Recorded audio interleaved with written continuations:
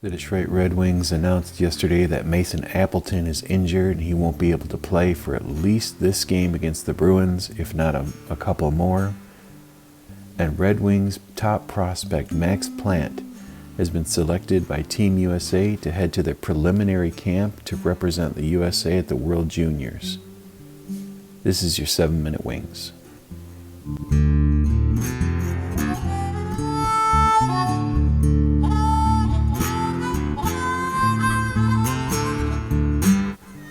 Welcome back to the Red Wings Report with Strings and Pucks. This is Jeremy Laura. If you're new here, please click like and subscribe, share this out.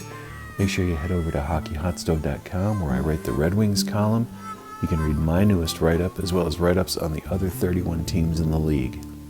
So yesterday, as I was talking about some of the highly thought of prospects in the system, one of you correctly mentioned Max Plante in the comments. Well, just a couple of hours later, it was announced that Plante was invited by Team USA to go to the preliminary camp starting December 15th to potentially represent Team USA at the World Juniors. Plante is having an incredible year in the NCAA, the 2024 second-round pick centerman. He's 5'11". Last year, in 23 games, Plante had 28 points, 9 goals, 19 assists. This year, in 16 games, he has 13 goals, 13 assists, 26 points. So 7 fewer games, and he's already got only 2 fewer points than last year and 4 more goals. So he's going to have an absolutely astonishing year, and this is one that you wonder, will Detroit be making him an offer when his year is done in college right now? As a centerman, if you go back to his original draft projection, Plante is one of the most skilled passers in the draft, especially off the backhand.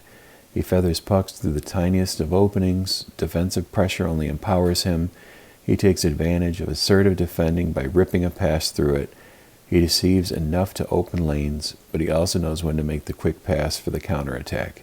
So part of Plante's game reminds me a bit of Nate Danielson, especially his ability to make plays while defenders are oncoming. And this is obviously someone you want to get in the system as soon as possible, and I mean in terms of getting him to Grand Rapids. If he's ready to go after this year in college, Plante is being talked about more and more as one of Detroit's most exciting prospects, and for a good reason.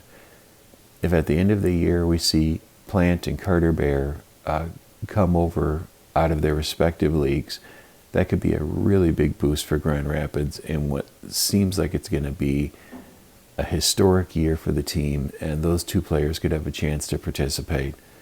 This could be a great year for Max Plante, and congratulations for getting the tap to go and see if he can make it over to the World Juniors. So now some tough injury news.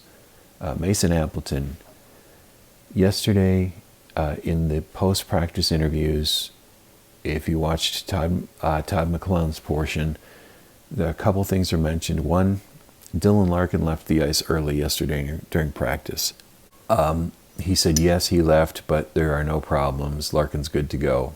So it's got me concerned that maybe Larkin's a little banged up and this schedule is going to be relentless. Luckily, the team had a rest day, and obviously Larkin had a shorter practice day, but they're going right at it against the Bruins, and it may be another pretty nasty affair.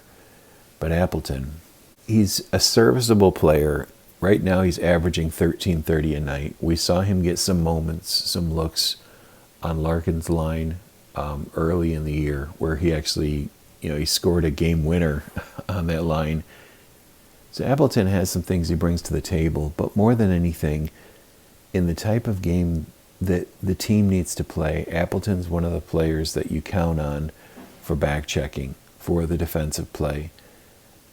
As McClellan has been asked about this ad nauseum, especially during the losing streak, he talked about the need for defensive play and how it's not exciting, but you need guys who buy in, and Appleton's one of those guys. Him coming from Winnipeg, from a team that gets defense so right, the Winnipeg Jets, incredibly well structured, he's one of the guys that you do need on the ice. So you have to replace him by committee. And this is kind of a weak point in Detroit right now. So I don't know who's going to get increased minutes, who's going to get bumped up. I have to think Danielson will see some extra minutes because of what he brings to the table. There's no word on any type of call-up yet because the team has enough personnel to cover this. I'd still like to see a call-up at this point, just to get an injection.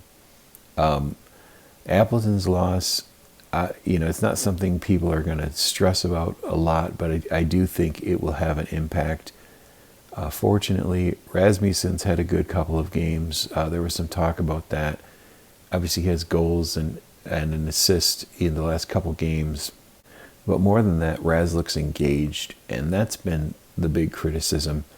When he's engaged, he'll make plays and he'll contribute, and he's been doing that. So hopefully he can step that up a bit. But after doing yesterday's write-up and yesterday's video, I got to thinking about Michael Branzig-Nygaard. He's really starting to get his game together. I honestly wonder if the team's not going to give him a look. Of course, John Leonard for scoring 15 and 15, but Branzig-Nygaard is starting to put his game together and get his confidence. And when he's on, when he's being physical, he certainly has a set of tools that the team could use. MBN may be much higher on the call-up list than he had been just a couple weeks ago. But I'd love to hear from you. First, Max Plante, how excited are you about this prospect? And Mason Appleton, what do you think about this loss? How do you think they'll redistribute those minutes? And for call-ups, do you think MBN's earned a chance to come back, get back in the groove, and see if he can return to the form that they saw in the preseason? Thank everyone for stopping by, and I'll talk to you soon.